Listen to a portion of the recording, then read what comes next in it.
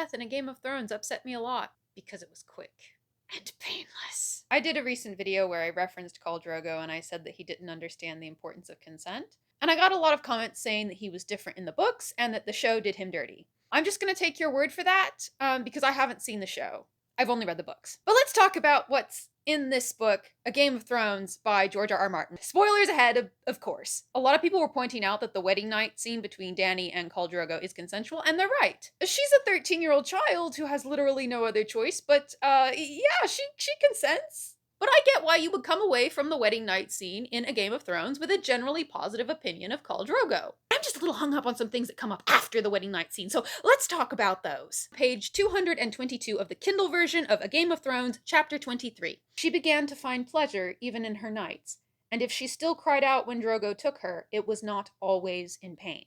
Let's back up and take that apart for a second. She began to find pleasure, telling us that intimacy with Drogo has not been good for her up to this point.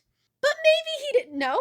Right? Nope. Second half of sentence. If she still cried out when Drogo took her, it was not always in pain. So what this sentence tells us, despite Daenerys trying to put a positive spin on it in her mind, is that Daenerys has been screaming in pain, and Drogo has kept going, kept wanting it from her. If you are a 30-plus-year-old man and your 13-year-old child bride is crying out in pain during you keep going. You keep expecting this from her every single night, which is what that passage in context implies. There are no excuses for you. Absolutely not. Daenerys is a victim. And just because Drogo protects her from her other abuser, her brother Viserys, doesn't mean he's any better. It doesn't absolve him from also being an abuser. Because multiple things can be true at the same time. Daenerys can be a victim and not see herself as a victim, which, reading the text, I don't think she sees herself as a victim. It can be true that Drogo is her abuser, and it can also be true that he ends up feeling some level of affection for her, as he seems to in the book, and in turn her for him.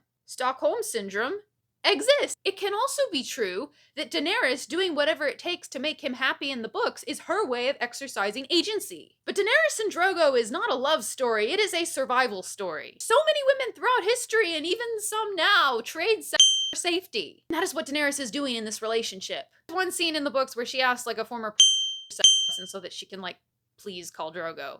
Daenerys is making the best of a really crappy situation and is using all the tools at her disposal to ensure the protection of this powerful man. And let's talk about Daenerys being 13, because someone always tries to play the historical accuracy card. A Song of Ice and Fire is basically a War of the Roses retelling, and this part of Daenerys' story seems to be based on Margaret Beaufort. Margaret Beaufort gave birth to Henry VII when she was 13 years old, same age as Daenerys in the books. But that was not normal. Science has come a long way since then, but medieval people were smart enough to figure out cause and effect. She had a baby when she was still pretty much a baby herself, and now she can't have any more kids. I wonder why? People at the time were pretty freaked out by it. The attending physician was freaked out by it. It was not normal. Let's get back to Drogo. This is on page 573 and 574 of the Kindle edition, where Drogo is vowing to go and conquer Westeros for his unborn son.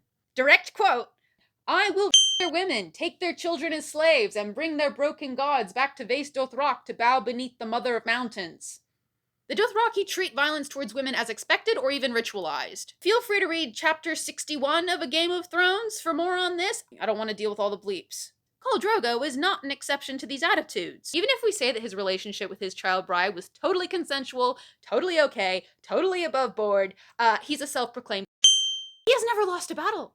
That's his whole thing. That's why he has the big ponytail. Do we actually think that he's never defeated an enemy and done things to that enemy's women? Because again, chapter 61 kind of normalizes that. The story heavily implies that he has. Best possible scenario, he's an aspiring Khal Drogo's character does not match up to 21st century morals on consent. He fails.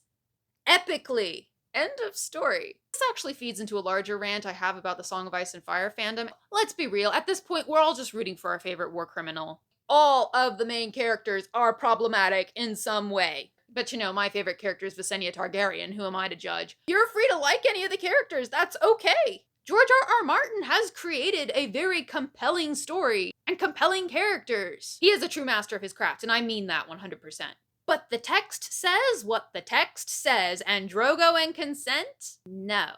You know, if anything, the wedding night scene makes it worse because we see that he is capable of practicing consent. He just most of the time chooses not to.